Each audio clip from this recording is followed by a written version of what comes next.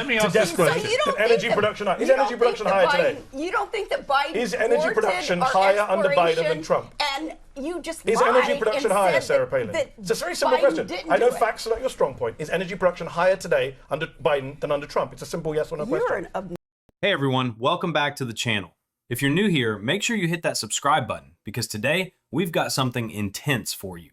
So picture this. Mehdi Hasan sits down with Sarah Palin, and what starts as a political debate about economics and foreign policy quickly turns into an absolute train wreck when Mehdi asks her one simple question about energy production. What happens next is honestly one of the wildest meltdowns I've seen in political media, and you need to see how this plays out because the way she responds when she's backed into a corner with facts is absolutely insane. Trust me, you're going to want to stick around for the entire thing because the ending is chef's kiss. Before we jump in, drop a comment and let me know where you're tuning in from. I love seeing where all of you are watching from around the world. All right, let's get into it. Because every single economist, 95% of economists, according to a University of Chicago survey, say they will pay higher in tariffs. Tariffs will bring up inflation. Every serious economist in this country... No, Piers, you're missing the point. Because if inflation is your number one issue... my point. Because you didn't let me finish mine, you jumped in. If inflation is their number one issue, then they should be voting for Harris. Okay. That proves that inflation's not their top issue. Here's the problem. The problem is that the reality of the inflation issue, as you've all basically admitted, is that inflation, by very definition, is increasing prices even if the rate comes down. So Americans are paying consistently, month by month by month, for the entire Biden-Harris administration. They're paying more when they go to the grocery store. But their wages have gone up too, Piers. This is a key part of economics. But the real wages have gone up. But the vast majority of working class people in America feel worse off. And that is going to... ultimately, it's going to resonate. We're kind of not really disagreeing. At the very beginning, I said I take your point about feelings. Yeah. I'm just saying facts show that they're better off. If you want to answer the question that Trump asked honestly, people are better off today. Let's turn to war, because that should calm down the debate. Destiny, look, obviously it's a pretty consequential election in many ways, but not least, I would argue, for the fate of people in Gaza and Ukraine and other hotspots around the world. Where are we with these? I mean, it's quite interesting to me that for the first time I can remember, you have a body of Republicans who do not want to back, say, Ukraine against a Russian dictator that illegally invaded their country. I remain very perplexed and surprised that that is the view. And Sarah, we can come to you for why that may be. But that is the case. If Trump was to win, he says he'll fix it all in 24 hours. I don't think he will, but he will try and do a deal. The question is, what is that deal? Because Ukraine is saying they're not going to give up an inch of the land. So the issue is that Donald Trump is a 4-year-old when it comes to understanding any issue, but especially foreign policy. And a lot of people have this, they're obsessed with this idea of peace in their mind, which if you're in conflict, peace is the furthest thing from your mind. You want some kind of just peace or justice, right? So Trump's solution for Ukraine is just give up the land that's been taken from you and everything will be kosher, just like Russia did in Moldova with Transnistria, just like Russia did with South Ossetia, and I can't even pronounce the other place in Georgia, and just like Russia's trying to do now with Ukraine. If you're somebody that wants, justice for Ukraine, or you want the United States to remain a world leader when it comes to, ensuring trade routes or being somebody that the world looks to ensure relative peace and freedom and stability throughout places like Europe, which it has enjoyed historically more in the past 30 years than it had in the 200 years prior to that, Donald Trump obviously is not going to do that for you. If you're somebody who's very concerned about the Israeli-Gaza conflict, I mean, you've got Donald Trump, who wholeheartedly, he said it before, will support Israel basically no matter what, with absolutely, no contention whatsoever. You've got a guy who agreed to moving the embassy, who before that was talking about pulling all of the UNRWA funding from the Gaza Strip, who would support Netanyahu through and through. The whole reason why those Abraham Accords started was because Netanyahu wanted to start annexing parts of the West Bank, right? Donald Trump is not going to help any of the Palestinians if that's something that you're concerned about. Insofar as peace in the Middle East, I mean, you've got this talking point over and over again, no new wars, no new wars. Yeah, again, we haven't had any new wars since World War II, right? The war in Iraq was the use of force authorization, or the authorization of the use of force. It wasn't technically a war. Well, it was a war. You can call it that, but Donald Trump bombed Syria. Donald Trump bombed Syria. That wasn't a war, apparently. With no congressional authorization. Iran attacked Saudi Arabia. They did a drone strike on oil refineries. There was conflict all throughout Iraq and Syria. Donald Trump abandoned Kurdish allies in Syria. Donald Trump signed a deal with the Taliban and essentially forfeited Afghanistan and there was the whole fallout from that. Like, this idea that there was peace in the Middle East under Donald Trump is absolutely ridiculous. It doesn't make any sense. Look, I actually think Trump's foreign policy was a lot more effective than people give him credit for. He did nothing. What was effective about it? Well, there's not. Look, I mean, it's not. There's some truth in there mixed with some just like attempts to get Donald Trump. Look, when people say there were no new wars under Donald Trump, there is. First of all, I'll say at least that's the talking point. At least that's what they're going with, rather than going, he killed all them terrorists or something like that, which would have 20 years ago would have been the talking point from people on the right wing. So that's at least better. But the reason why they wouldn't consider him bombing Syria a new war is because Obama had us already. Okay, so Medi just dropped something that completely exposes the entire economic argument here. He said this: every single economist, 95% of economists, according to University of Chicago survey, say they will pay higher in tariffs. Think about that for a second. If your number one issue is prices going up, and you vote for the candidate whose main policy is tariffs, you are literally voting to make your problem worse. This is not opinion. This is what economists across the board are saying. And here's what gets me. When people say they're voting based on the economy, what they really mean is they feel bad about the economy. But feelings and facts are two different things. You can feel however you want, but when 95% of experts are telling you that tariffs increase inflation, and you ignore that because of vibes, that's not rational decision-making anymore. Then we shift to foreign policy, and Destiny makes this point. The issue is that this candidate is a 4-year-old when it comes to understanding really any issue, but especially foreign policy. And you know what? That 4-year-old comparison is brutal, but it tracks. The solution being pushed for Ukraine is literally, so the solution for Ukraine is just give up the land that's been taken from you and everything will be kosher. That's not peace, that's surrender. You're asking a sovereign nation that was invaded to just hand over territory to an aggressor and call it a day. That's not deal-making, that's appeasement. And we've seen this playbook before in history. It never ends well. In that conflict since 2012. When he reneged on his red line. Yes, now, listen, by the way, there are Assad used chemical weapons, and Obama did nothing, and Putin came in and took control. Well, that's what happened. Okay, yes, anyway, yes. That is what happened. Well, actually, if you want to really look at what happened in 2012, because the war, and I know you know about this stuff, because the war in Iraq had been such a disaster, and the power had been handed back to the Shiites in the region, and Iran had more influence than they had had in the history of the regime, then it really started under George W. Bush, but then continued into Obama. They did what they call the redirect, where now we were going to try to take the Shiites down a peg, who we had just put in power in Iraq. And so what we wanted to do was overthrow Bashar al-Assad, and so we started funding all of the anti-Assad rebels, which largely consisted of Al-Qaeda and ISIS, and they knew this. Anyway, it wasn't like during Obama inherited these two wars in Iraq and Afghanistan and said he was going to end at least the one in Iraq.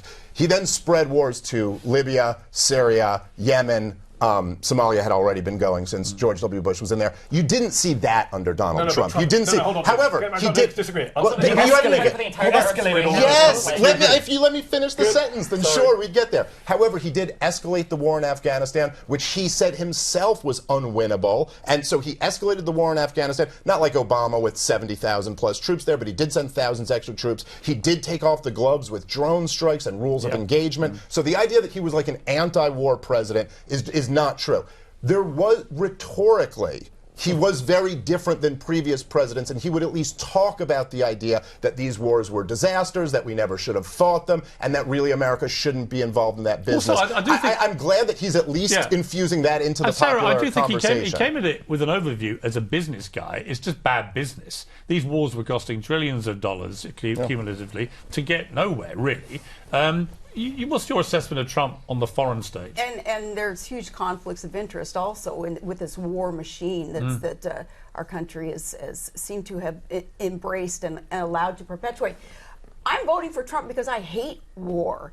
And I don't know if any of you, I hate that it's the old men who call for wars and they send our young men to go fight those wars for them, our young men and our young women.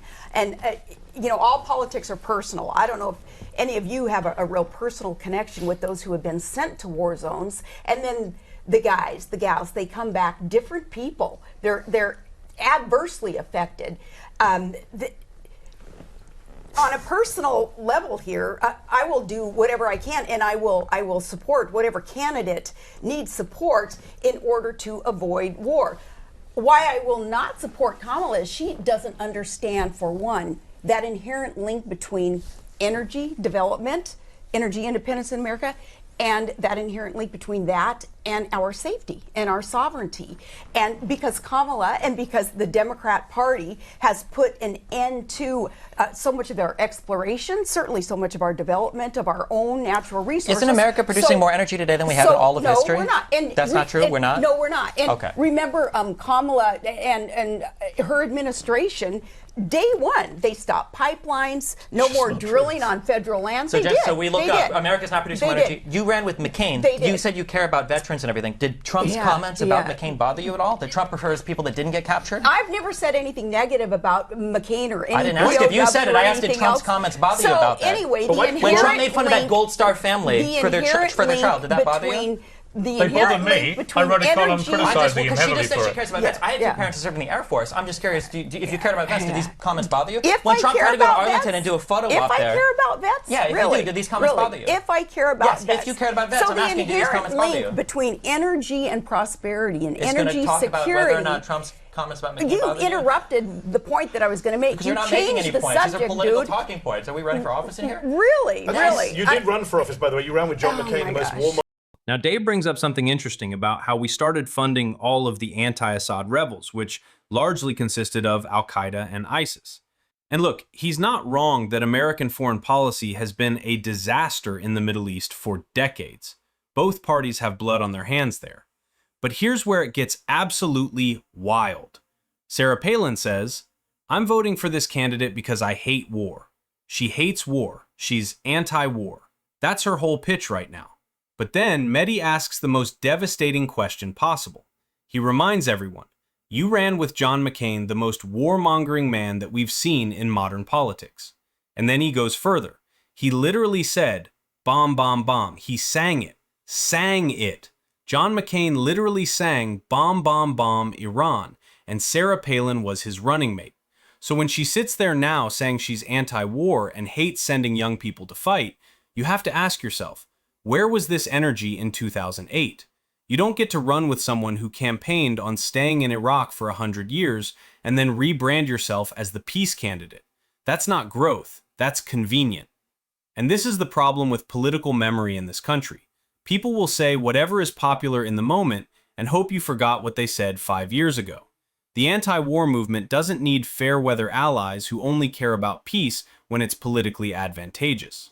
Hungering man that we know of. I did think that was the point to make. Why did you run with John McCain if you're anti-wars? To make a positive difference in our country. But he would have sent more people to die.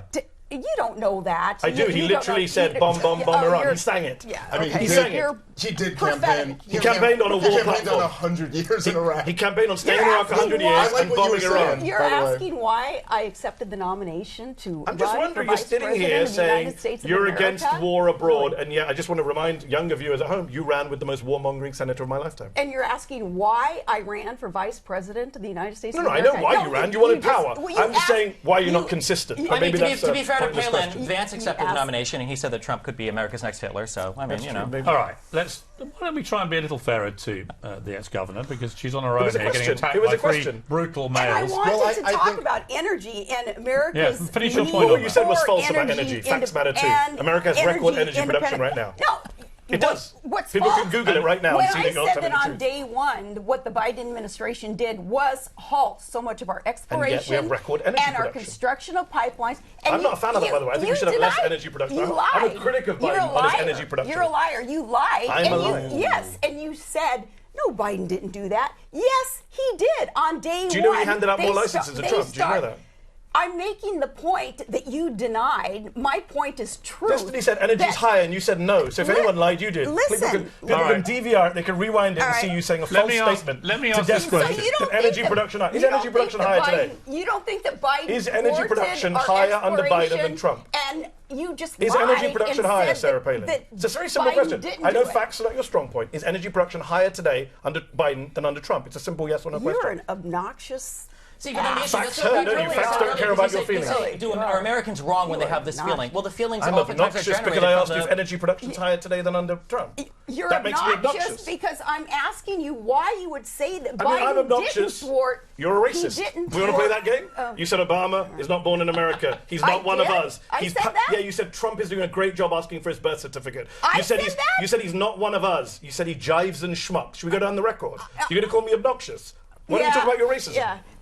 Why don't we talk about your racism? Why do you change the subject? You said Black Lives Matter protesters are dogs. Should we go down? I said they're dogs. All right, You're hang a on. liar. All right, Show me where I ever said that protesters It's funny you didn't deny the dogs. Obama. You say Obama's shocking jive. You're a liar. Mehdi, if you get the governor on your show, which is, I would say, unlikely as things stand, if you do, you can continue the prosecution.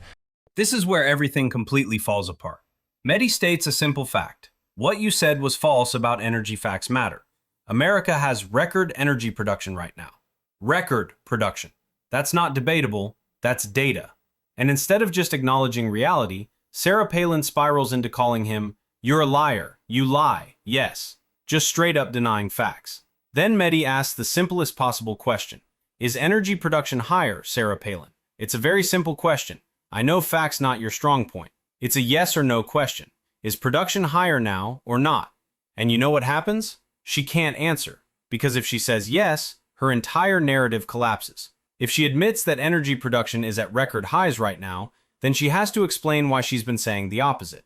So instead of answering, she does what people do when they're cornered by facts. She attacks. She says, "You're a racist. We want to play that game." That is the tell right there. When someone is losing an argument so badly that they can't even answer a basic factual question, they go personal. They deflect. They accuse. Because what else can you do when reality contradicts everything you've been saying? And this happens all the time in political discourse. Someone gets hit with an inconvenient truth, and instead of saying, "You know what? I was wrong about that," they double down and attack the person asking the question. The facts here are clear. Production is at record levels. That's verifiable. But acknowledging that would mean admitting you've been misleading people. And for some folks, protecting the narrative is more important than telling the truth. This whole exchange is a perfect example of how political theater works when facts enter the room. So what do you guys think of this? Leave your thoughts down in the comments. Please like and subscribe, and I will see you in the next video.